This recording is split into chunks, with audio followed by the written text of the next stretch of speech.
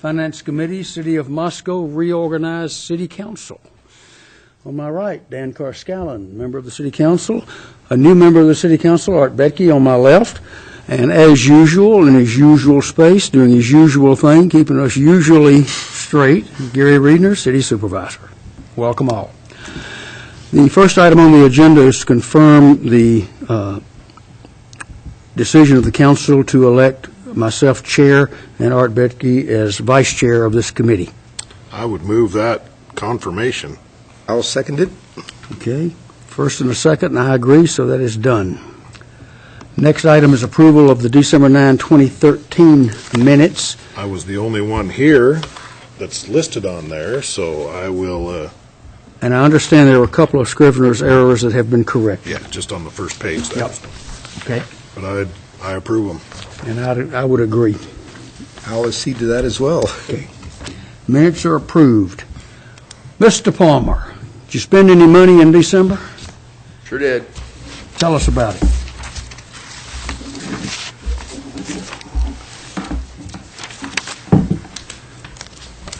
As required by statute, on behalf of the new council members, the part of the we do monthly is a treasurer's report, which includes a disbursements report, treasury report, and payables report. And the disbursements report for December 2013 for the month of December is summarized by the following. We had expended $1,691,127.43. These are broken down in the following categories. Payroll, which the majority of the expense was $891,300. Sanitation was $247,400. Professional services was $96,300. Of that, just as a footnote to it, Moscow School District's community ball fields received its first payment. The grants was $78,500. That includes Heart of the Arts. Pullman Airport received a $20,000 grant as a pass-through through the city, and PBAC was $40,000 as part of that funding. Supplies was $70,300, utilities $83,800, and construction was $86,200, which includes the sewer Southwest trunk line. Those categories total $1,553,800, and it represents 92% of the expenses of that I had mentioned beforehand. If you have any questions, let me know, and I'll pass this around. So the dollars for the ball fields, that is in the Parks and Rec line item? Let's see. Yes, because it's professional services. He's got the blue pen. I got a blue pen. And that payment was just for invoices received from the architects, I believe? Yes, and what it is, we pay the Moscow School District, so the vendor is actually the school district. Right. They hold the contract. They hold the contract. And that you'll be seeing all of the $1.5 million come through in that manner.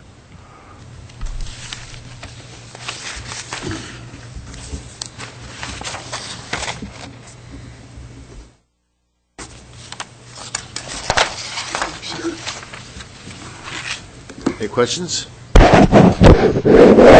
Have none. Okay. Thank you. Thank you, Don. Okay, the next item is the first of It's the Elisa three Anderson show. Elisa Anderson Show events. Her able assistant is Scott Bontrager, who will apparently run some pictures for us. And the title of it is the FY15 Idaho Americans with Disabilities Act Pedestrian Curb Ramp Cooperative Agreement. Okay. Lisa. Good afternoon. The state of Idaho, through their Idaho Transportation Department, developed a new program. I think this is the second round of funding under this program to upgrade or install ADA curb ramps on state highways. This is actually our second award. Let me interrupt you. I'm not hearing you as well as, no, not that as much as I usually do. Can y'all hear in the back okay? Okay. Okay. A little closer, maybe. Okay. Okay. And so we submitted an application for this second round requesting to upgrade 9 pedestrian curb ramps on Highway 95 located at Louder and Steiner Streets and Sweet Avenue. And if you're not familiar with Moscow, Louder and Steiner actually abut each other or cross. What's the correct engineering terminology for that? It's Louder on one side of the street and Steiner on the other. Confusing? We had the state gives us a kind of opportunity to take from a list that they've already prepared and pick the ones that we feel are, the highest need. And so these were chosen for this year's project, and it also completed a corridor area. You had approved the application last summer, and now we have received a state-local agreement, or a cooperative agreement, project number A013890. And there was a little bit of confusion. We had FY14 on prior paperwork, and then the contract came in as an FY15, so we just need to note that those are one and the same projects. And Scott has a PowerPoint to show you exactly what the improvements will be. Question in this is, which dates for the FY are we talking? Because everybody has different fiscal year starts and stuff. Right. So where is it in this case? This project is to be completed by July 1st, 2015, which will actually be our FY 15-16 fiscal year, correct?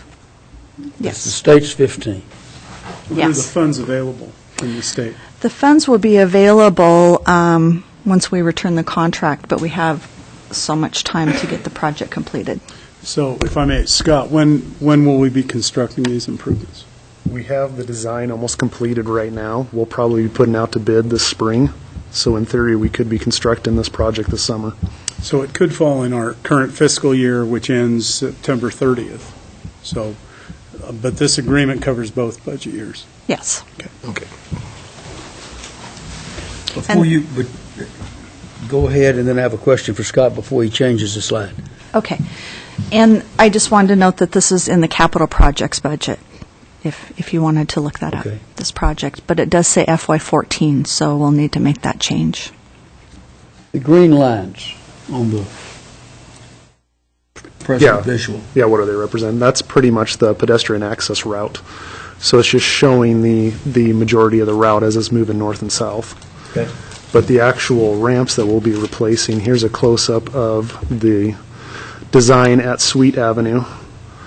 All of these ramps currently are single diagonal ramps, and where we can, we like to put in the 2 separate divided ramps. And the current ramps out there right now do not meet any of the current ADA requirements. They do not have the truncated domes for the seeing impaired, nor do they have the correct slopes for wheelchair access. So we'll be fixing 5 of them at this particular location, and then up at... Go back if you don't Sure. mind. I understand your comment about wanting to put 2 per corner. But you're working with one in the upper left, which seems to fit well with the head crossing pattern that's painted out there. And the one in the bottom left looks like 2 make all the sense in the world. But why wouldn't one work better than the bottom right over at the southeast corner, where you've got the 2 painted crosswalks coming in on top of each other? It's something we can still explore, but typically we want to direct people directly across to where they're trying to walk for the visually impaired, where we can actually make it work. In some areas like this, because of the roadway alignment, it just makes more sense to keep it as a diagonal without having to impact other things out in the roadway. And so you may change that cross-hatching over at, there a little bit to the east to line up with the new ramps. Yeah. Okay, thank you. The other location we're going to be doing is, these ones are all two just single diagonal ramps. We're going to be putting in the dual ramps in all these locations too. And I have some pictures of the existing, just to give you an idea of what we're dealing with. And none of these ramps currently have, like I say, the actual colored truncated domes for the visually impaired. And that's one of the main things. But also, none of these ramps meet the actual slope requirements for wheelchair access. Scott, if I may, going back to that last, will you be replacing that piece of asphalt as well? That piece of asphalt has actually been replaced. Okay, It must have happened from when these pictures were taken up until okay. recently. Thank you. But yeah, we would, in a case like that, replace the asphalt too. A couple pictures down there, and then a couple pictures up here. This one's up on Louder. But I mean, this was a typical design that ITD had done at the time when all this was installed. And at the time, it was compliant for when they were installing them. It just doesn't meet current compliance. Now I got one. Okay. So, Elisa, in the beginning, you talked about how the state has a list, and so the state actually has a list of intersections where they'd like these curb ramps changed, and these are basically just the first 8 or 9. We did. Or there are our top 8 spots. I think, I don't remember exactly how many there were in Moscow, but they're on the state highways. I think it was 3 years ago, ITD hired a consultant group, or I think it might have been a group of graduate students, and they actually went through the entire state and documented everything and put it on a disc, actually, and that's where we've been gathering our information from. I don't recall if they were marked by high, medium, low. I believe they do have a Do they? priority assigned Okay. to them.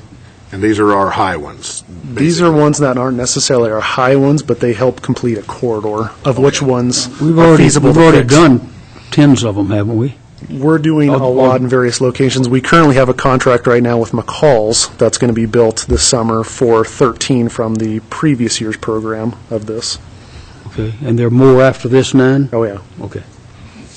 This is actually state funding, so the prevailing wage and a lot of the environmental requirements don't apply to this. And so as long as the state continues to have this funding program, we'll continue to apply. Just a couple other notes here. Since we have a transition in council members, I just wanted to also back up and let you know that there was a 10% cash match required on this project, so that's $5,981, in addition to the in-kind engineering, design, and construction management that we'll be putting into the project. And we did get written notices from all the adjacent property owners.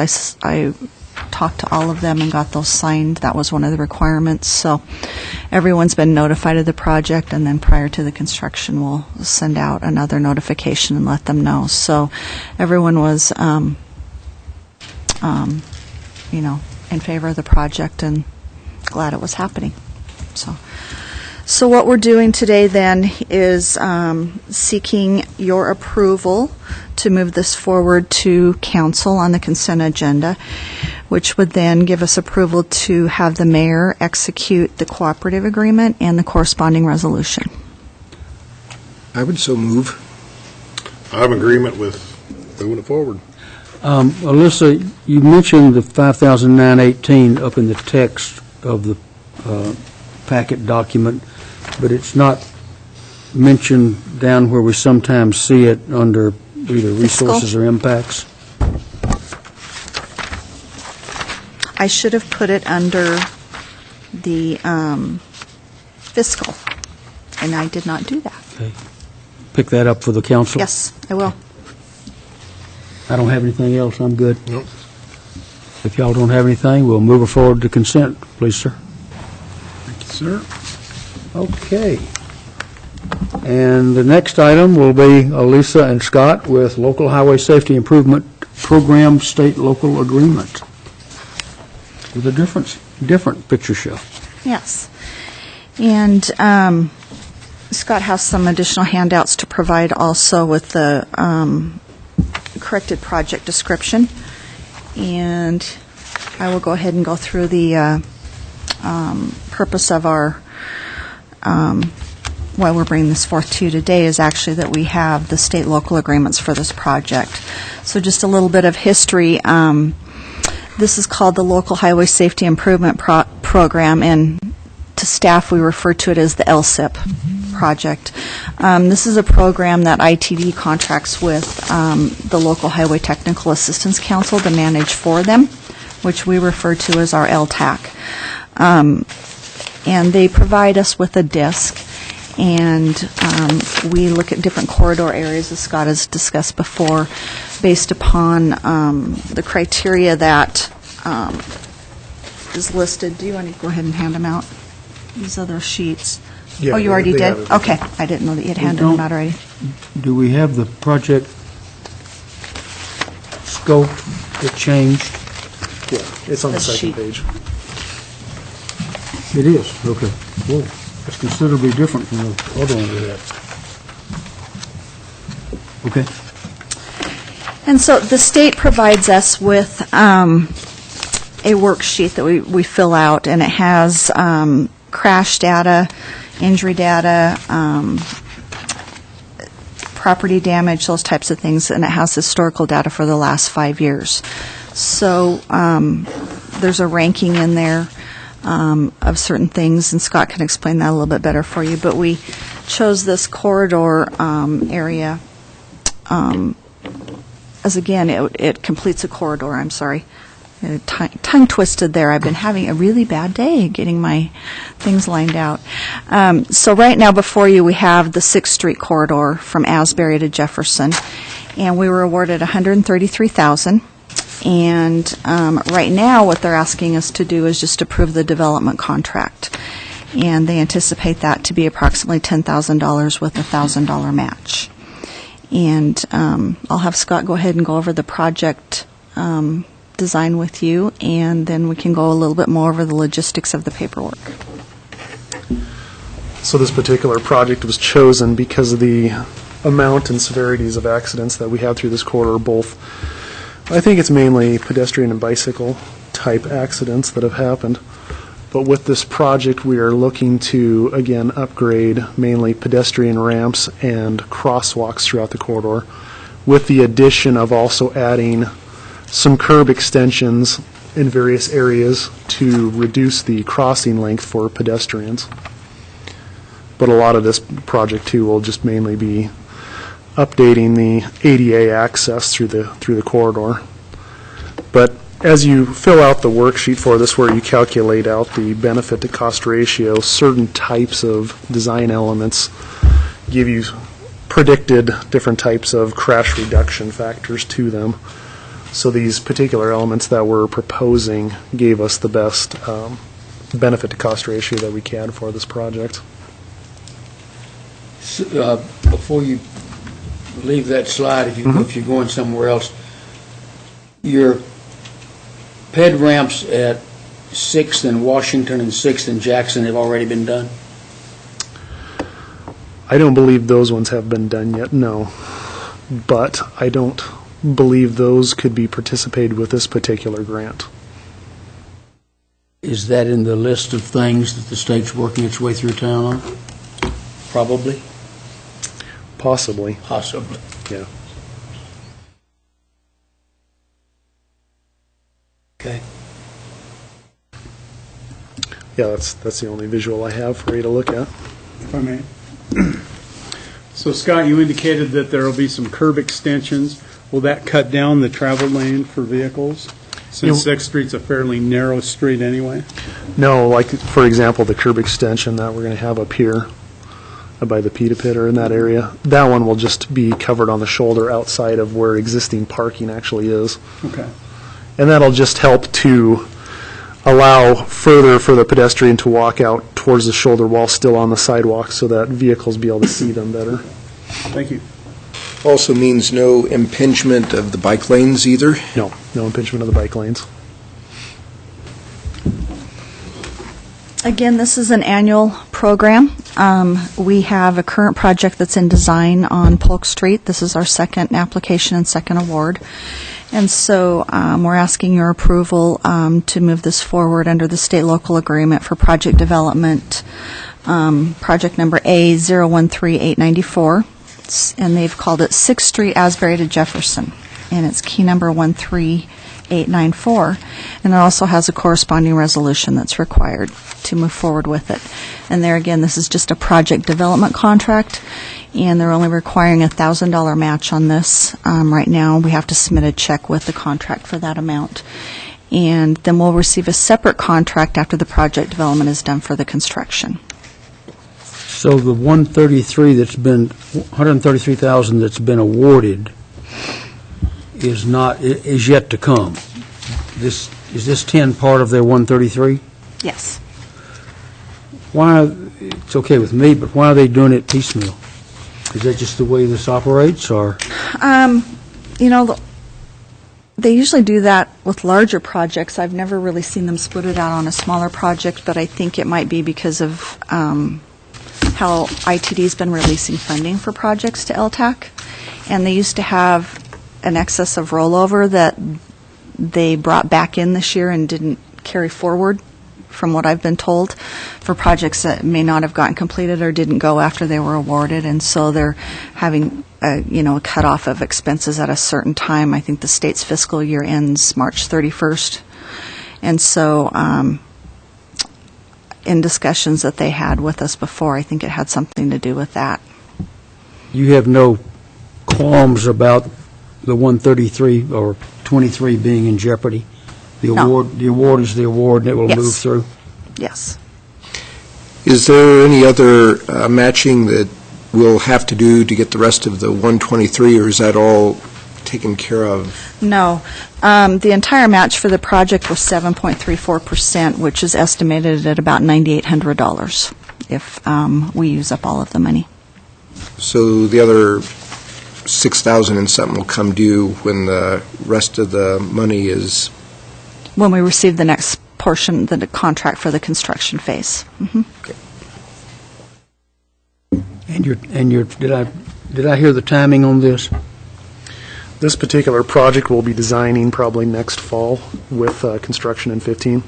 Okay. I say move it forward. Consent, Gary? Yes, sir, thank you. Okay. Moving forward to item 6. Elisa gets a new co-star. Elisa gets settled in real well. a different assistant. Dwight Curtis is going to join her for an Idaho Department of Parks and Rec grant application for Lola Clyde Park. Okay. So I kind of feel like I'm on the red carpet from last night, huh? I hope one of the sprinkler heads don't Another award. Yeah.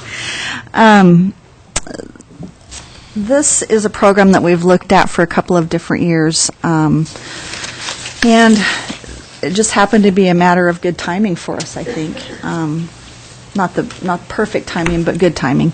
Tom Grundon and I attended the Idaho Department of Parks and Rec workshop last fall, and they were encouraging people, if they had projects that we could get in, to please do so, because they had an extra $500,000 in the recreational trails program. That's all you needed to hear, wasn't it? And they also had funding available in the road and bridge program. And as I was sitting there as they were going through the workshop, I kind of scratched out my application on the form. My brain seemed to be really ticking that day with, this is a great visual of this project. And so came back and met with Dwight and staff and looked at the project, and engineering was able to prepare a preliminary budget for us, and I think it's probably pretty close to actual. We'll see. We'll be fine-tuning it in the next couple of weeks before we submit. And so we're looking at putting in parking and improvements on Polk Street, and then a path system. And we'll be using some of the current infrastructure there. But I do want to add that this is a really good timing with our other project that I just shared with you under the LSIP program. our prior award for that is for improvements to Polk Street. So there again, it's tying into another project infrastructure-wise. So we're looking at total project costs at $340,000 and $340,093. I am going to ask to modify my recommendation to not to exceed $341,000. So we have the correct budget, and I'll update that CCSR for the council meeting. The application is due the last day of this month, and based on the recommendation from the Idaho Department of Parks staff person that's assigned to our district, is she would like us to submit an application under the Road and Bridge project for the parking lot and road improvements. And then also she would like us to submit a single application for just the trail under the Recreational Trails program, and then a third application for the entire project under the Recreational Trails program. And that might sound like a lot of work, but basically the top part of the application is all the same, and then the exhibits in the budget will be a little bit different. So So you're saying you basically got 3 chances. You might end up doing the trail part. We might get a grant for that, or the parking lot part, or both, or the whole thing. Or the street part. And also along with that now, the curb and gutter, is that part of this project, or is that yes. the other one? Okay, so that's part of Yes. this.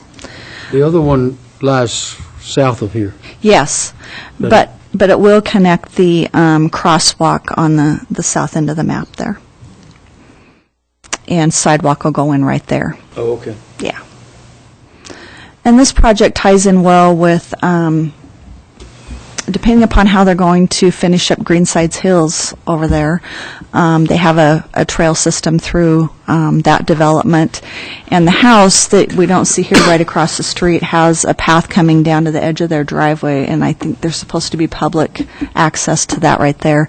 And then also, this is adjacent to, well, there's a piece of property in between, but adjacent to the Palouse Clearwater Environmental Institute land, and they have several semi-developed trails throughout that park system. So I'm going to let Dwight go ahead and go over his PowerPoint, and then we'll go into more detail on the project. Okay, thank you. This will be really short, but just to let you know where this sort of evolved from some years back, working with the University of Idaho Landscape Architectural Program. We had numerous conceptual designs for the park, and this was one that we felt, at least under the circumstances that we had here, would fit the best. So you can see where it had the trails that went around the outside of the park. And because we don't have enough, a completed design for the actual park itself, we wanted to leave as much space, development or planning space as possible. Likelihood that, based on the citizen survey that we did, I forgot to bring that one email. There it is. But we had, 83% of the respondents wanted walking amenities to this. So very popular, especially with the bigger pieces of property. And so anyway, we used that as kind of our initial idea to work with our engineering staff, and of course this is what's in your packet. Comes very close to just exactly what we've been looking for, and of course it handles our parking needs, gets people off the road to park, takes advantage of the existing bridge that's in there. Like I said, the pathway goes around the perimeter, leaving us a lot of planning opportunities for the center part. If you've not been out there, this northeast corner is kind of a hillside with a lot of potential even with that, just based on the student designs. Speaking of theater and stuff like that, a lot of interesting stuff. But anyway, pathway on the outside. This is Hog Creek, so it takes advantage of the terrain there, and And of course, the nemesis that we've had with this property has been the road improvements. So above all, that's the important one to get here. And of course, you've already seen the budget. I did throw in, and I think that I'm a little off on this. I was basing it on half the project, not 20%. But anyway, we'll have to have some art, the 1% art as part of this. But anyway, that's the end of what I had. Go back to your drawing, if you don't mind, Dwight. This one here? Yes. What, do you know the approximate dimensions of the inside the path area that you're leaving untouched? We've got the linear feet, but I don't know if I've actually got, is that what you wanted? Yeah, is that a football field in the middle? How big is Oh, that? no, I think it's considerably bigger than that. I mean, this is 5 acres, the whole thing. Got an engineer in the room, could make a guess? 3 acres inside? Probably, yeah. Why, another question, why do you need the path along Hog Creek on the outside of the creek? When you've got a sidewalk along the road? Well, I don't know about the sidewalk itself, but my understanding was that this would possibly take the place of the sidewalk if we got it. If we don't get the grant, I don't know if that would still go in or not. I don't know the answer to that. Any ideas? Not me. Les, do you have any comments on that? While we're waiting for Les, is there possibilities contemplated to join the trail system to the PCI trails? That would be down the road when we actually get the plan in place. There are some issues that come with that, but probably nothing that's insurmountable by any means, just has to be part of the plan. For this particular piece, because that hadn't been decided for sure, easy to connect it, though, if we go that direction. This is one of those deals where you connect to a private entity that they also plan to close that pathway off to the public at their discretion. So it just depends on what the city wants to do. But it's a good plan. I think it's a good idea to do that, too. Les, over on Mountain View at 3rd, we have an asphalt path, I think, not totally unlike this, That's correct. and no sidewalk. Correct. Here, we're proposing sidewalk and path. Yeah, that is the way it's shown right now. This is one of those cases, I think, where the path would be a good replacement for the sidewalk. So I'm not sure I would see a need for the walk along this frontage, because there really is no reason to have to access it within the confines of the park from across the street or within the park itself, really. If the path can serve that purpose, come around the back of the sidewalk or back of the parking lot, and give us some separation off the street, I think that's a good alternative to a sidewalk along the curb line. Elisa was talking about funding projects 1, 2, or 3. Right. If you get only the street part, would you go ahead and build the concrete sidewalk, or would you convert that to the path we're talking about? And I don't know what the trade-off is in linear feet between, 5-foot concrete sidewalk and a however wide 10-foot asphalt path. Yeah, I would, if it was permissible under the parameters of the grant, I would suggest doing the path in lieu of the concrete walk, if And- that was allowable. As I look at the bid, as I look at the cost estimate that we did, it did not include sidewalk. It has the curb and gutter, but not sidewalk. Not the walk. Actually, the path has other advantages, too, in minimizing pedestrian automotive crossing there to the parking lot, so it would probably be preferred from that point of view as well. Absolutely. So is the path we're talking about part of the path grant app or part of the street grant app? And should it not be part of the street grant app? Well, we have what's called frontage improvements. Then we have the parking lot itself, and then we have the trail system.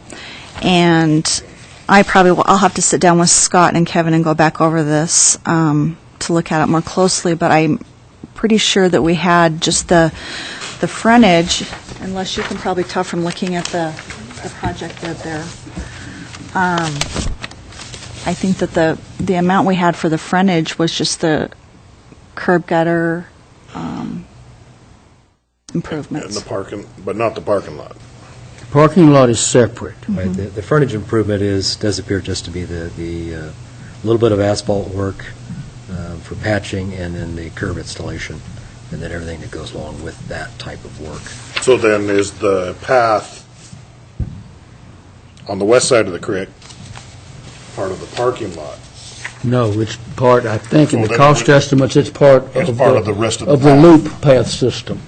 Because I wonder if that ought not be paired with the parking lot side, so at least, if you get one or the other, at least get some connectivity with our sidewalks on the north and the south. Yeah, I would suggest that as well. Separate the path within the park itself as one unit, and then have the parking lot and the path that's taking the place of the sidewalk as a separate unit. And that would go under the road and bridge for the single application, yeah. Do you have limits in the amount of these grants that 500,000? well, changing the way we mix and match the parts would preclude you being able to do some of this, the changes we're discussing here right now? No. They don't tell us exactly how much is in the one fund. They just said they have, I think, 500,000 more than they did the year before. And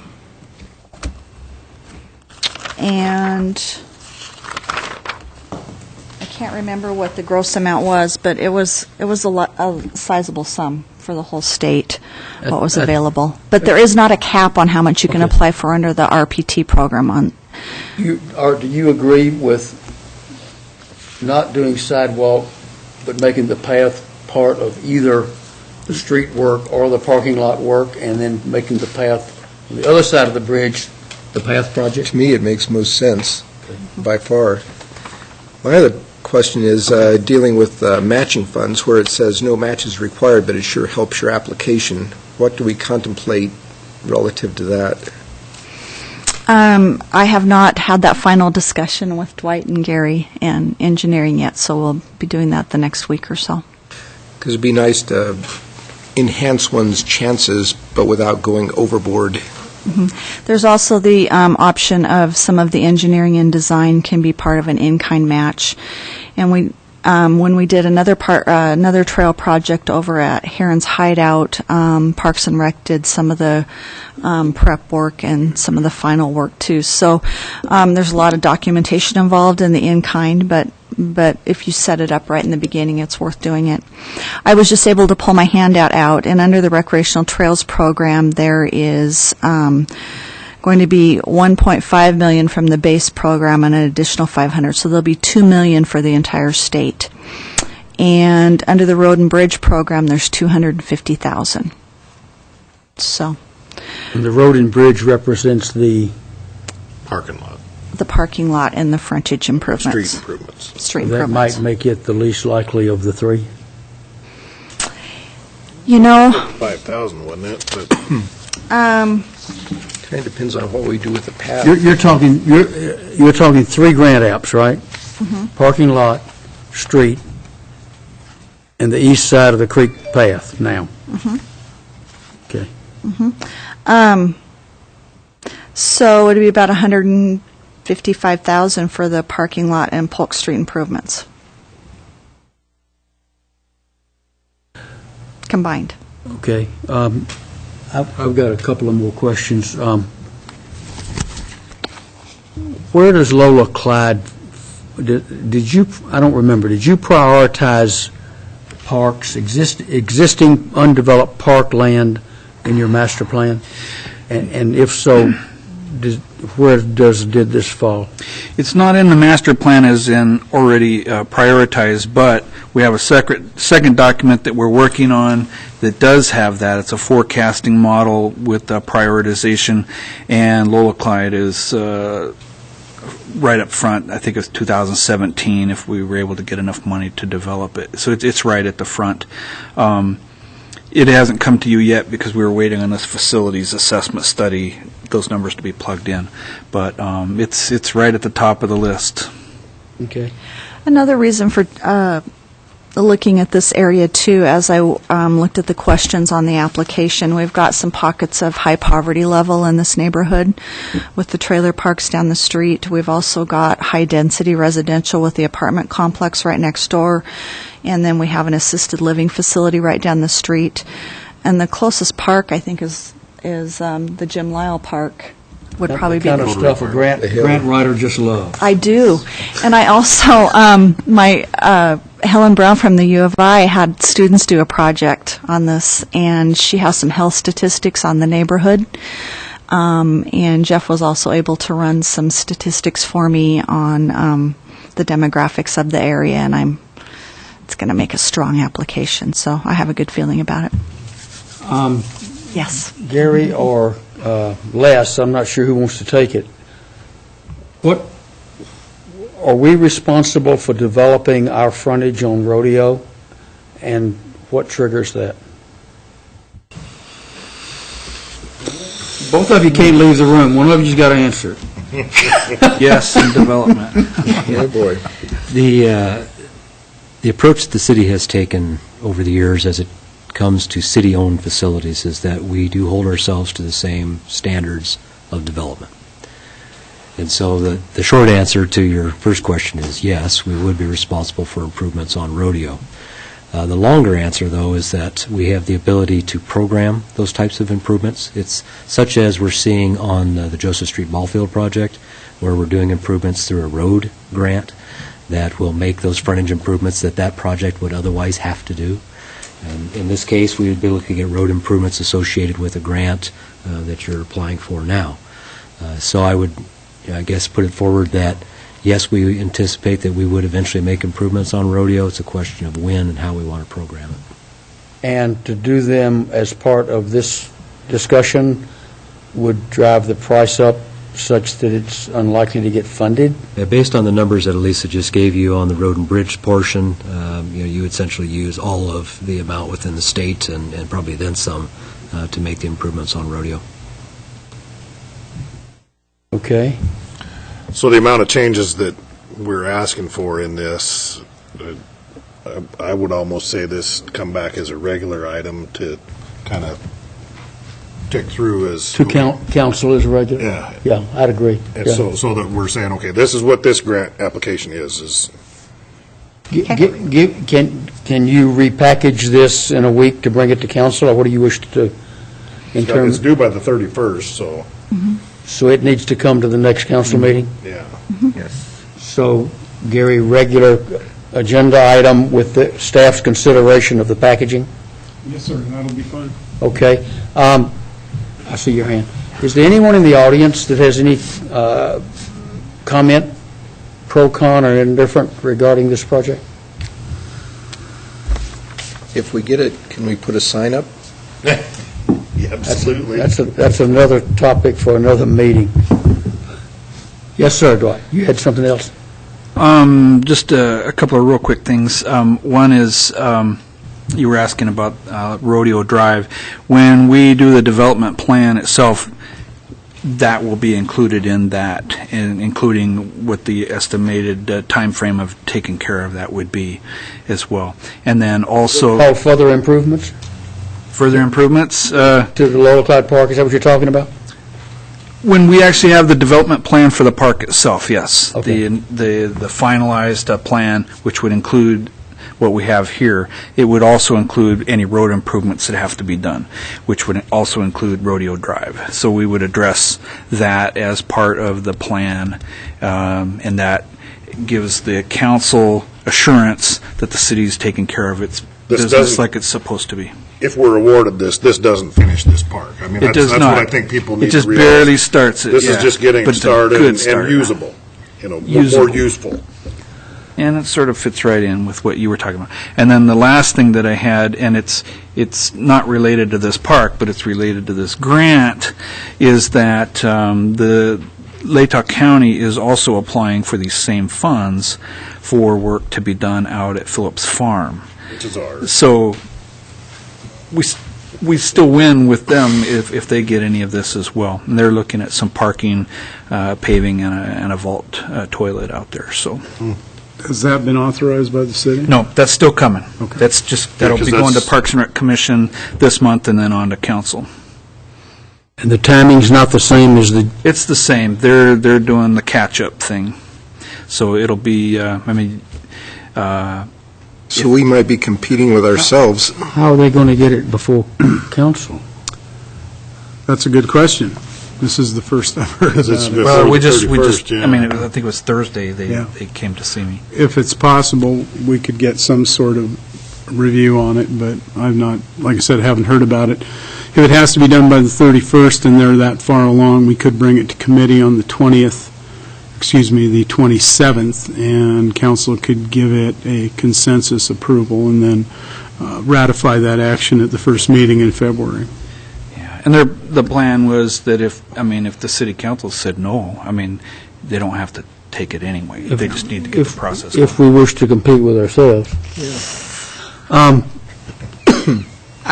have confidence in the ability of the engineering department to do estimates. But with that being said, these are some horribly big numbers for what I see in the drawing. And one item that I caught, and I've already brought it up to Dwight, was $65,000 worth of solar-powered bollards. Do you truly expect this to be a night walking park? I know we have lit bollards on Paradise Path, but that is to some degree a commuter use. Gets dark in the winter and people bike home, I presume, on it. Lights there make a little more sense to me than lighting this to either attract or encourage night walking out in it, especially for $65,000. Yeah. Well, night walking is going to take place anyway, but it is a very unlighted area. There are no street lights through there. As part of the success and responses that we had from Paradise Path, that it's not an actual written part of a plan, but the concept was that on our future pathways, including park path systems, if you just had a little trail going right through, if it was a major thoroughfare that would be lighted, and this being as big as it was planned to be, that it would using the bollards as well. Are the solar-powered bollards going to be any brighter than the solar-powered landscape lights you buy at Kmart and put along your sidewalk at your house, which hardly light up anything? I believe these are basically the same as what's on Paradise Path. Those are battery. Well, they're solar power / battery. They are solar powered. If they don't have enough light, the batteries go down. And Tom, I see you squirming back there. Do you need to come up? And Scott actually did some research on this for this bid, so he can tell you too. Just briefly Tom Grundon, Parks and Facilities Manager.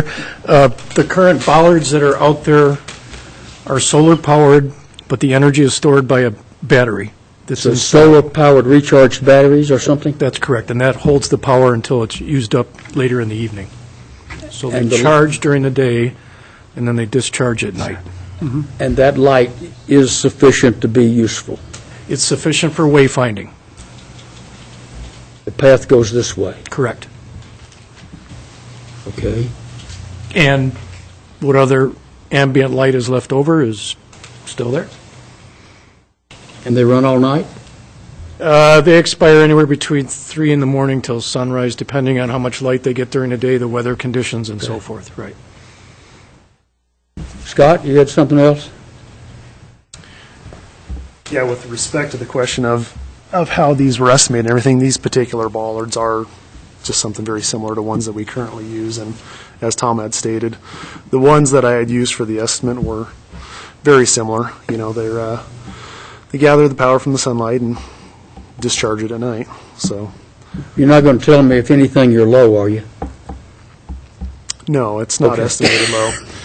And the particular spacing on it was, of course, manufacturer's suggested spacing for pedestrian paths. Now, of course, that could be spaced out further depending on our usage, but that was meeting, current recommended requirements for the standard. We can do something less. How many of them are there? 65 at $1,000 a pop. For 1,950 feet? 1,700 feet, but that included the path we're going to pull out of the path. I presume we would bollard like those. Don't forget to move some bollards over, guys. A couple of other things. This went before the Parks and Rec Commission on November 21st, and they were in favor of the project and felt it was, that we should take advantage of the funding opportunity now while it's available to us. Yes. So, You wouldn't be here if they hadn't been in favor of it. Correct. Okay, anything else? I live in that neighborhood, so of course, I'm really in favor of this At least what the project. citizen says. Yeah, I put that hat on. There are a lot of people that walk at night on that road, and a lot of people that walk their dogs, and I really think that at night, you're lucky, you maybe see a little strip on the back. Some people wear reflective clothing, but On Polk Street? on Polk and also on Rodeo, there a lot of people walk at night. Okay. And so I think that would keep the people more off the street and into the park area. Okay. And the kids already play in that park at night a lot. So, Okay, so regular agenda, staff will Package it. look at repackaging it, and we'll see it in a week. could I just clarify? You want it brought forth to you as a combined application of all three projects, all three items, and then the road and bridge application for the separate road improvements and the parking lot, and then the separate application for just the trail system within the park. So, we wanted to put the path along the creek on the west side With the parking. with the street improvements. With the Or the parking lot, whichever one. whichever that one fits- staff feels it fits best fits with. best, because Our higher numbers should be in the RPT and the trails program. We'll leave that with you. Okay, because there's more funding. We were primarily wanting to split that path out From the other path. the path on the east side of the creek. Okay. They do ask you, there's a question in the application, if you weren't able to totally fund your project, would you be okay with a lesser amount? Could you do a portion of a project? So, I guess that- then we'd have to, what would we prioritize, I guess? But I'd like to see the street frontage with the path. And the parking lot. Yeah. okay. But no, At least get but it no- started. No concrete sidewalk as part of the street work. Right. Okay. The path, not the sidewalk, correct? Okay, All right, All right, thank you. thank you. thank you. We good, Gary? Yep. Thank you. Okay. The big one. Yeah. The big one. Oh, dear. Okay, next item, Les McDonald, to talk about Phase 5 of the pre-design study contract amendment for the wastewater treatment plant. It's hard to believe that after all this time and all this money, we're only up to Phase 5. I Phase think we 5. were up at 55 or something. I would think so. So good afternoon.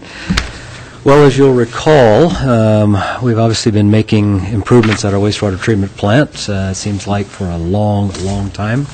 The last one being Phase 4, which was the filter system improvement to allow us to be in compliance with the phosphorus requirements under our NPDES permit for discharge from our wastewater treatment plant. The next item that is on the list of regulatory requirements is making some modifications to deal with temperature. And I know it's been a little while since we talked about some of this, and Art may not have been through any of this, I believe, in the past. So I thought I'd take a little bit of time today and just Exciting stuff. run back through what we have done on this is just a bit of a refresher for those who've heard it before, and a quick primer for Art, so he can know what we're talking about. We have performed a study under the Phase 5 program. Here we go, with the assistance of JUB engineers, and this book right here is actually the basic result of that, another nice big large notebook to go on our shelves. But it is essentially what I call a pre-design study. It is actually labeled as a wastewater treatment evaluation temperature report. The study really looked at possible alternatives that were out there that could be made at our treatment facility to meet the temperature requirements under our discharge permit as issued by the Environmental Protection Agency, EPA. The study also makes some recommendations on what it considered to be the most viable alternatives based on what was reviewed. So I'll take a little time and run through kind of the substance of that. It really started with an alternatives assessment and identifying alternatives that are available. In the end, there were 17 identified. Those included things as simple as doing nothing, which obviously has its own consequences when you're dealing with a regulatory agency such as EPA. But a whole variety of things that were considered, such as just do you store all the water in the summer and then release it when it's cooler, which would require huge ponds? Do you use wetlands, either natural or man-made, for treatment of water to bring a temperature down? The purely mechanical approach of a chiller, obviously high energy, high cost, a lot of certainty, not always considered a good option by many folks just due to the carbon footprint side of it, if you will. Other things such as temperature best management practices, working with the folks that are tied to our sewer system to decrease the temperature of water that they put into the sewer system, and dealing with temperature management within the wastewater treatment plant itself. Aquifer storage and recovery, obviously one that would be very controversial as it relates to the use of effluent for ASR. Riparian shading, that was an interesting concept where we would actually go back up in the watershed upstream of the city of Moscow and try to shade all of it on Paradise Creek so that we lower the temperature in Paradise Creek, which then allows it to accommodate a higher temperature coming out of the wastewater treatment plant. Work your way through that. So anyway, 17 altogether, a variety of different approaches. Some of them were found really to not be viable. Others had various issues attached to them. A number of them actually looked fairly promising. A couple of quick questions, if I may. Certainly. Is the temperature problem coming from warmer water being put into the treatment plant, or warm water being created within the treatment plant?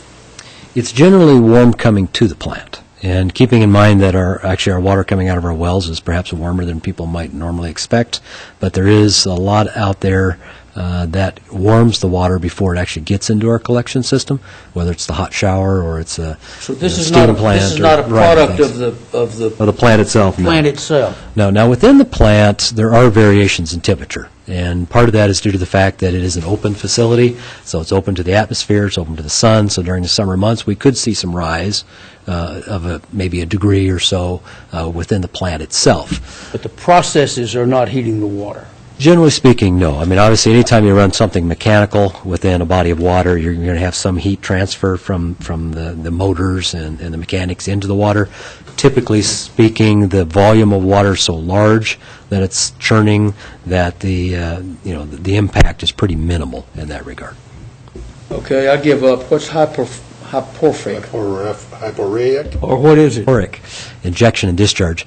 The idea there is that, you go back upstream in the system, you do something to retain the runoff that is occurring naturally, so the precipitation and the cooler water that is coming into the area from in the spring runoff, put it into some kind of a natural infiltration bed, let it infiltrate into that upper layer of soil with the idea that it extends the amount of time that water would then travel from that upper soil into the creek through the summer months. So you get what's called a creek bank flow, water coming from the surrounding area through the soil into the sides of the creek, and then allowing the creek to have a higher volume of water and a lower temperature of water further into the summer.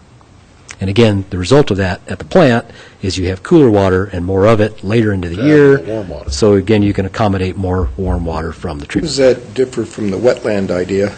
The wetland idea is more of an approach of you take water that is from our treatment plant itself, and we'll talk about this one further. Put it through a wetland. Run it through a wetland and allow it to reduce the temperature before it's discharged out of the wetland.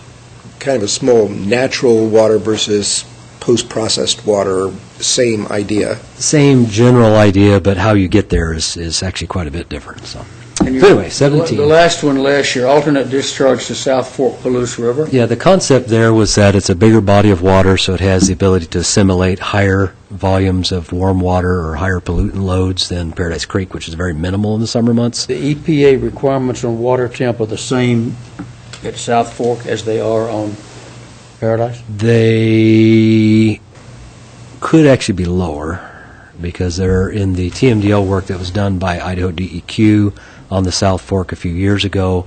They were looking at some other trout species, and you get into a 9-degree Celsius requirement rather than an 18-degree Celsius requirement. So the standard that's set for the TMDL on the South Fork is that you do not have an increase in temperature greater than, I think it's a half a degree, rather than a set, this is how much temperature you can discharge into a creek that we have on Paradise. Okay. So they're a little different.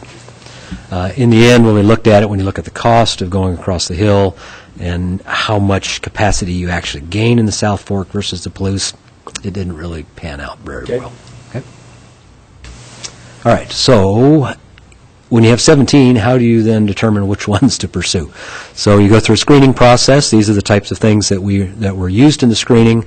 Capital cost, which is certainly the upfront construction cost, operating cost on an annual basis, and there's quite a bit of difference. When you look at something like a chiller, for instance, the capital cost is quite low as compared to a lot of the other alternatives, but the operating cost on an annual basis is quite high because of the energy that's involved. So when you look at it over, say, a 20-year period, what's the overall cost, and you get a good apples-to-apples comparison. Thermal reduction potential, that's essentially what reduction in temperature can you get? Is it going to work? How many degrees cooler will it be when you're done? Flexibility and phasing. Phasing becomes important when you look at potential for growth in the system. So over the next 20 years, will you can be able to continue to use what you've constructed and still meet the requirements, or can it grow by adding a phase or two over the years? And that also fits into the growth potential. Do you build it all up front and then phase it over time to accommodate the growth, or do you have to build it all at once and have it oversized, that type of thing? How long would it take to build it, the timeline for implementation, regulatory acceptance. I mean, there are alternatives out there that the regulators may not be that comfortable with, and others that are tried and true and considered just bread and butter, and they're used to it. Ecological impacts, again, the energy usage and other things of that nature. Social impacts, mentioned the ASR component, ASR of effluent, socially may not be well received. And then just general funding and partnership potential. This is something that we can team with somebody, whether maybe the University of Idaho or somebody else, to somehow fit it together.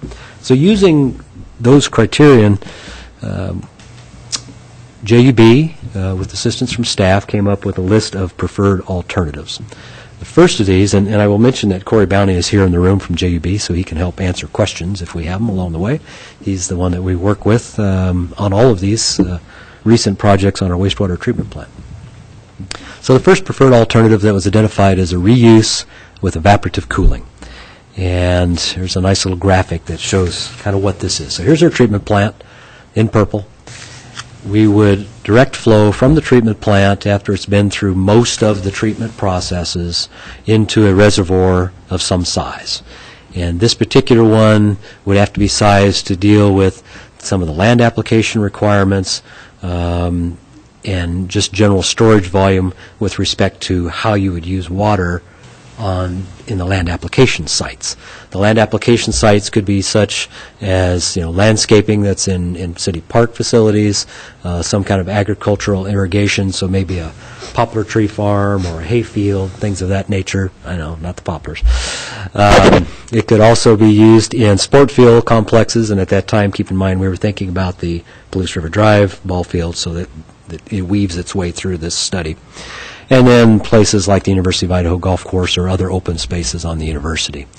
Now, the idea here is that we are no longer discharging to Paradise Creek. Don't put it in the creek. Right, so you don't have to meet a temperature requirement for the creek. You just have to divert it out of the Just treatment put it plant, hold it enough to then use it in all the application sites throughout the city as, those sites are available. One of the things that we've been trying to do, I'll put on another hat, is with the highway district and trying to use this for road application for dust control. And I know it's been a while since we really tried to, but is that still an option that maybe we could start pursuing? Not only would it. You don't have enough roads. Well, you may not. Get a lot of it done. And when they're a little Our damp, water bill. when they're a little damp in May, it'll be a little tough to take the water that Right. we have to produce. One of the challenges there is what can you do with Water in effluent the winter. in terms of application. And if we were generating a Class A effluent, which that's where we're heading, Right. then you have a lot more flexibility on doing things like that, whether it's putting it on a ball field or putting it on a road. Right. There are fewer limitations with respect to runoff that may occur. There still are some. Right. So, yeah, is it a possibility? I think it probably could be. Volume certainly would be a Volume big would, issue. yeah. And when you can use it. Right. When you can use it. The second alternative is an evaporative cooling system, and you'll see evaporative cooling through here a lot, and that is part of what we want to discuss with these pilot projects that are the basis of this contract we'll be talking about today. So in this concept, again, coming out of the wastewater treatment facility, flow is taken to a reservoir, in this case a larger facility, because it has to deal with not only just general storage volume for a period of days, for any land application like is occurring on the University of Idaho, that would continue, but it has to be big enough to accommodate a volume long enough for the evaporation actions to create cooling within the pond. So anytime you have a large body of water, like a lake or a pond, there's a certain amount of evaporation that happens. There's a certain amount of cooling that goes with that, and you get cooling layers down low, warmer layers up high where the evaporation is occurring, and you can get turnover that can happen within lakes. The concept applies here, the idea being that you monitor the temperatures within the water body, and as the temperatures in the lower areas get cool enough, you extract that. And you Almost discharge that to the creek while you're then Bit of putting. a competition, too, with the sun beating down on the thing in the summer, too. Right, yeah, there's a balance in there, and you have to get the facility deep enough to offset some of that solar impact. That was my that's also question, is where are you occurring. going to put something that deep? So. Right. And, you can go out there are places where we can do it, and the study identifies a few potential areas that it could occur. Obviously, you're going to have to, pump it there, make it deep enough, and pump it back. And then once it's cool enough, you bring it back out and you discharge it to the creek in a temperature that's acceptable under the permit. Okay, so that's generally what the evaporative cooling approach is. You'll see that applied in almost all of these recommended alternatives in some fashion.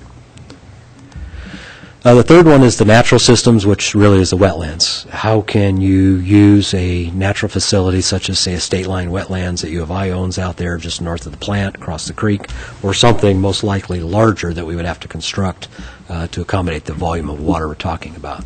And the idea there is that, again, we'd pull from the plant, we would take the water up to this or over to this, again, evaporative cooling pond. Most likely in this case it would be smaller because we're not trying to do all of the temperature reduction within the pond itself. It's more of a holding facility. Again, How big? offhand, I'd have to look up the Are we numbers. talking Spring Valley, or are we talking Hordeman's Pond? Bigger than Hordeman's, smaller than Spring Valley, so in between the two. There's some volume numbers within the study. I don't remember them offhand. So again, continuing land application on the University of Idaho, but the remainder of the flow would actually then go to some form of a wetland, whether it's one that's existing today or one that we construct, probably constructed, in a fashion that would be long enough, deep enough, have enough capacity to take the flow, and the idea being that you put the water in. Wetlands seem to have this tendency to reduce water temperature as it passes through. Okay? That's one of the things that happens within a wetland. There are many others, such as the introduction of fecal coliform from wildlife and waterfowl as they come in. So then you have to deal with, some water quality issues that perhaps degrade. You can't blame the duck? You can blame the duck, but EPA doesn't care, right? It is what it is. There are other areas, things like phosphorus uptake that's taken up in plants, but then occasionally released, or nitrogen that's released. So, there's a lot of uncertainty within a natural system like a wetland. We're seeing that in information from other wetlands, around the country, and a little bit of information on the state line wetlands that U of I owns, that there is some temperature reduction that occurs, and maybe in some cases fairly dramatic. So what we want to do, and I'll come back to that in the pilot, but this option probably has the least certainty in terms of will it always work. And of course, the engineer in me and the regulated city official in me says it has to work, and it has to work consistently and in such a way that we are confident that it will work. And EPA and DEQ are confident that it will work, because if it works 90% of the time, that's not good enough. That's considered violation, right? They're looking for at least 95%. We'd like it to be higher than that to be sure that it works consistently and we don't have violations. So that's where a natural system like this has a bit of a setback compared to other. And jumping ahead to your comment about pilot program, which is what you're going to tell us about. Yes. It's only the temperature part that you're going to be looking at in the pilot. You're not true. We'll be looking You're at going to look other at phosphorus and ducts? Some other constituents will be measured along the way to see what the effects are. Okay. So it'll be a comprehensive wetland consideration? It's primarily temperature, but we are monitoring other constituents while we're there, just to try to get a feel for some of those other issues. The fourth one is mechanical cooling, which is in essence chillers. The easy one. The easy one, and I'll just leave it at that. The easy one. And is that the same as the cooling tower pilot you're going to talk about? No, chillers are a little different. Chillers essentially are a refrigeration system. Okay. They're really not dependent upon the environment that's around. You plug them in, you turn them on, you say, I want 68-degree water, and you get 68-degree water. I mean, that's really the way they work, assuming they're appropriately sized and powered. From a purely engineering perspective and reliability perspective, this is the way to go, right? In that you know it's going to work. You turn the power on, you got consistency. When you want it, you want it. When you don't want it, you turn it off and let it sit through the winter. They're great in that regard. They have high energy, and there's high maintenance.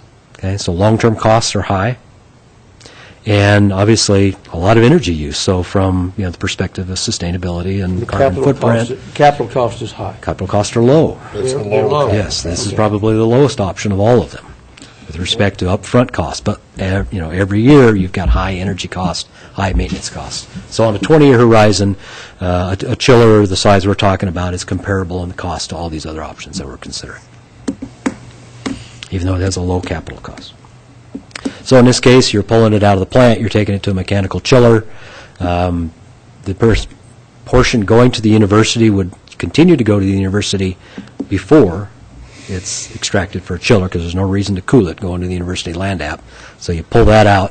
What's left, you take to a chiller, you chill it to where you need it, you put it in the creek. A lot of certainty and certainly a fair bit of cost operationally. The fifth item was a heat exchange. This is one that we really did not carry much further than this far in the study. It was really looking at the concept of geothermal and heat exchange in either mechanical systems or geothermal systems, working perhaps with heat loss through piping systems in wastewater collection pipes, also perhaps working with the University of Idaho and some of what they do to do heat exchange operations. It was an interesting concept, and the more we got into it and started looking at the complexities of it, but also the potential issues associated with it, it just really didn't pan out all that well. So I don't even have a graphic on it, but it was one of the 5. Now, after we went through these, JUB brought these forward, and we sat down with them and said, well, how would this work if we did that, and what if we combined these two, and started looking at some variations. So there were 3 additional alternatives that were identified. 1A and 1B are really just taking one and carrying it a little further, or modifying how it was set up. So for instance, 1A was still doing an evaporative cooling pond and doing land reuse, but doing it all right next to the treatment plant. So not going out to a ball field site or to, across town to the parks, but actually building something right by the plant. So it's a little smaller footprint, smaller cost, smaller endeavor. Same overall results. 1B, evaporative cooling with reuse at the ball fields. Again, we were talking about the Blues River Drive ball fields at that time, so it was an option considered. And then 2A is evaporative cooling with a chiller backup. The idea here is that we're talking about how big the pond has to be to accommodate all the flow, and during the heat of the summer, are you really getting as much cooling as you want? Does it get there quick enough? Does the pond have to get too big?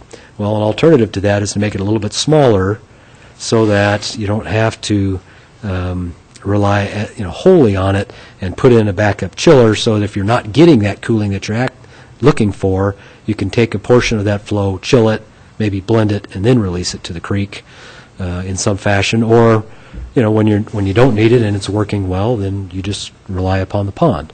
But when you reach those certain conditions where the pond's not quite cutting it, you could turn on the chiller and give it a boost.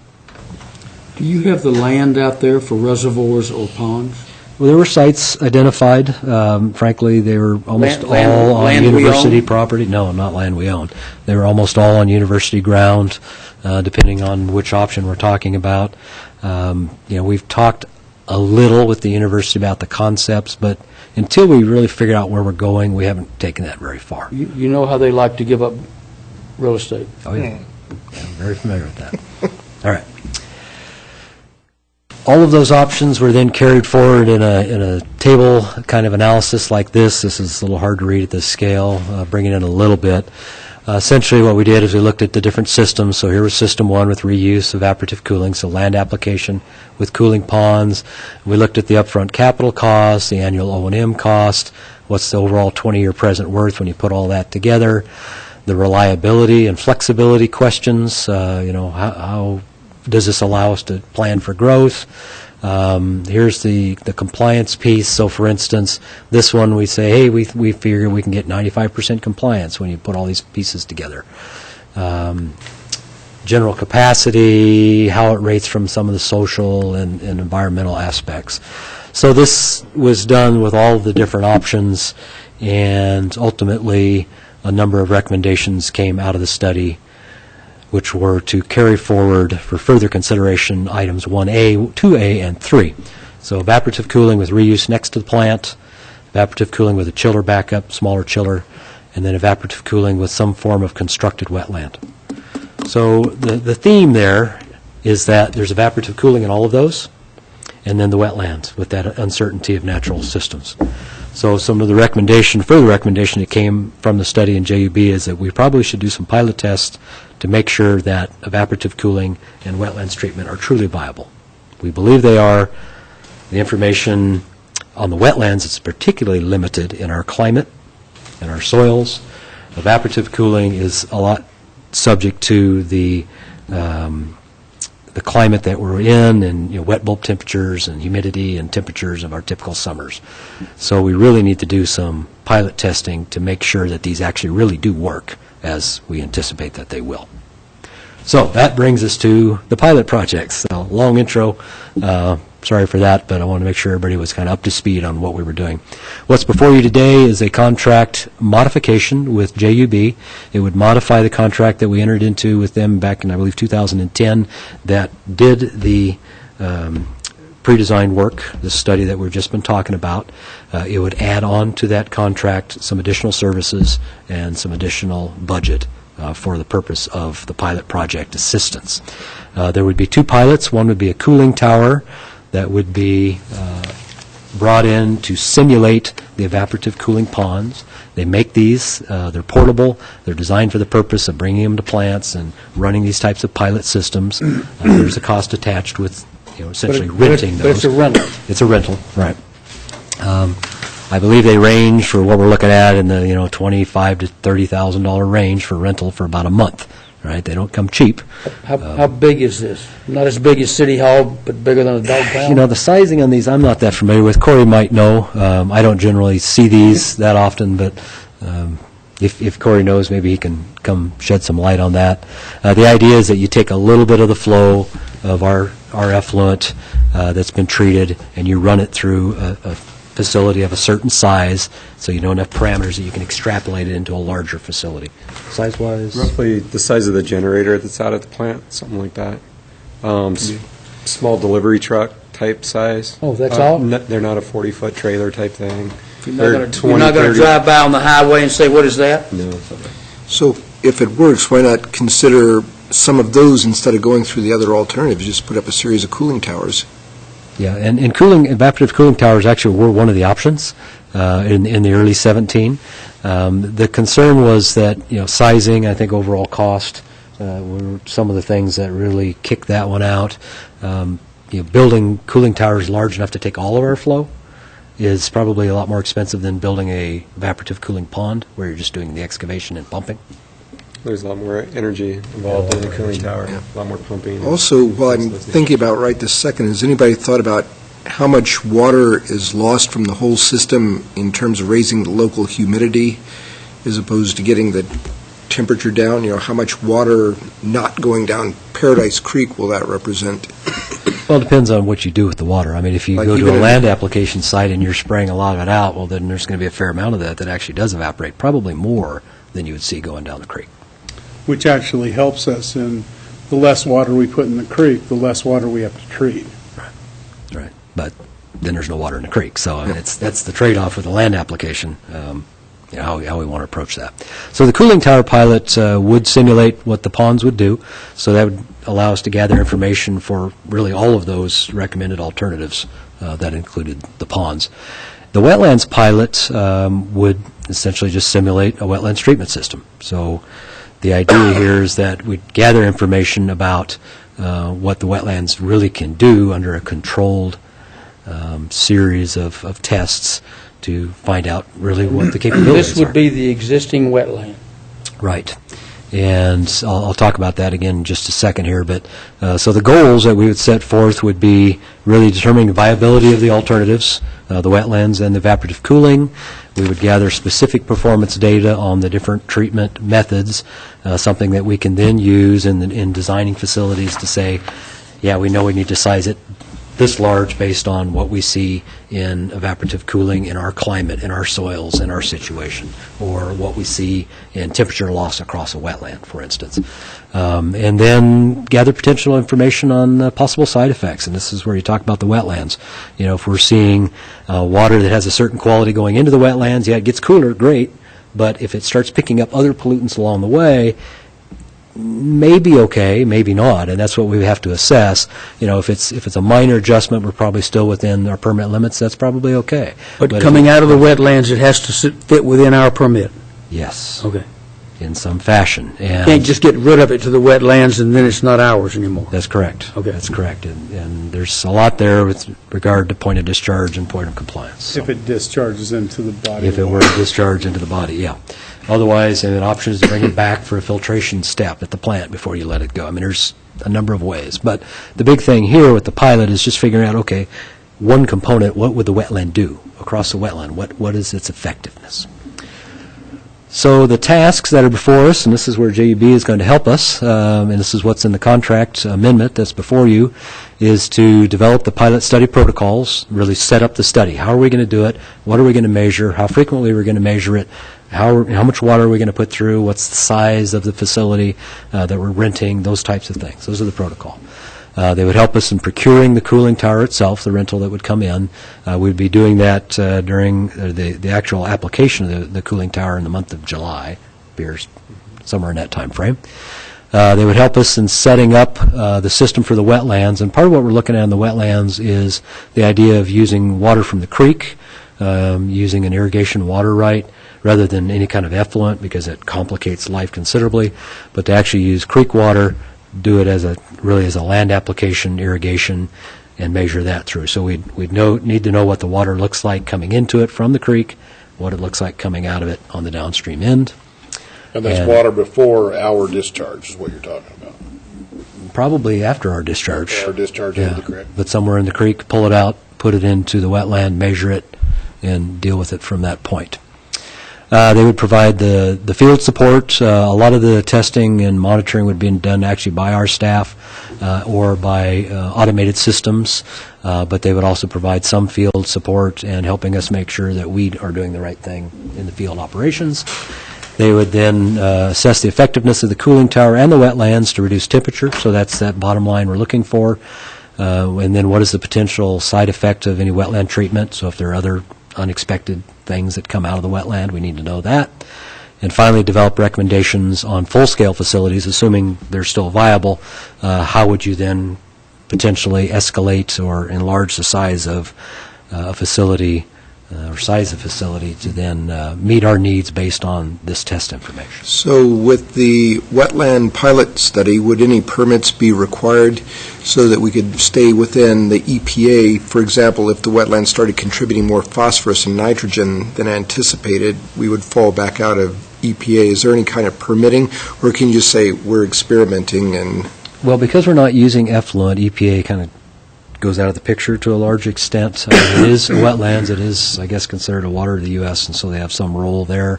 But we really step more into the arena of Department of Environmental Quality, DEQ, for land application or irrigation within the state of Idaho. The rules are very different and less strenuous, if you will, when it comes to pulling surface water out of a creek and irrigating with it, as compared to using effluent in some fashion. Okay. So it helps us avoid a lot of those kind of sticky areas that effluent would otherwise pose. So we wouldn't necessarily need to wade into permit land for the pilot study? Well, there's no permit associated with the wetland today. That's something that we need to confirm in terms of DEQ for land application using existing water right that's set up for land irrigation. That would be part of the pre-study. That's part of what we have to sort out. But it does not appear that would be an issue, but obviously we need to make sure. The wetland is not and has not been used as having effluent put through it in a while, has it? A couple of years now. So is it viable to use as a wetland now? It is still there. It still receives water, not from us, but it does still receive some water. And talking to the folks who are familiar with it, it seems to be doing okay. Not perhaps as vibrant as it used to be when it had a steady flow of water through it. I would suspect that, if we can get this started early enough in the spring, it will pick up pretty rapidly and get back to, closer to what perhaps it used to be. So you would put water through it through the summer before the pilot itself is actually conducted? As early as we could to get it started. I think that would be the most appropriate way to go. Okay. We also want to get as much of the season, because our phosphorus season, our temperature season really runs from, essentially May through September, and so we want to get as much of that. So we'd run the pilot for the wetlands really all summer long. The pilot for the cooling tower would be just the 30 days, roughly. Have I missed anything? Is that in your numbers? Mm-hmm. I thought he just added a couple of months to the project. No, we've already done that. Okay, all right. So that's what I have, and any questions that you have, we'll try to answer and carry on. So what do you need from us today? Well, what's before you is a contract amendment, and so it would just need to be, assuming you're in agreement with it, forwarded on to the City Council for consideration and authorization to modify the existing contract and budget. Gary? Yeah, understand that this is not choosing one of these as a final option. This is merely a study. Understood. There are still a bunch of options out there, and these are the two that we've talked about as being the most viable. So we knew we were going to have to test them in field conditions, so this was the logical next step. Can't get a sensible conclusion without the data. Right. I mean, I'm in favor of moving this forward. Can we do a consent agenda? Yeah, what's your druthers? Well, we can certainly do a consent agenda. We can make the data that Les just went through, put it in the packet if it council has questions, we can pull it off. I'm sure Corey wouldn't mind coming and sitting through consent agenda to determine if you want to have more questions. But again, in the end analysis, it's merely a study that we're Right. conducting. Yeah, I'm okay with it. Me too. Me too, so there it Let's goes. figure something out. Okay, the next item on the agenda will not be heard. It was a carryover from a previous agenda, so there will be no report on well 9 repair cost review. We're done. Y'all ready to be gone? Sure, dinner's calling. A minute early, Gary. There you go, nice work. Now your clock's still wrong. Well, as long as your clock's correct, that's all I mean. Good. 5:59, brother.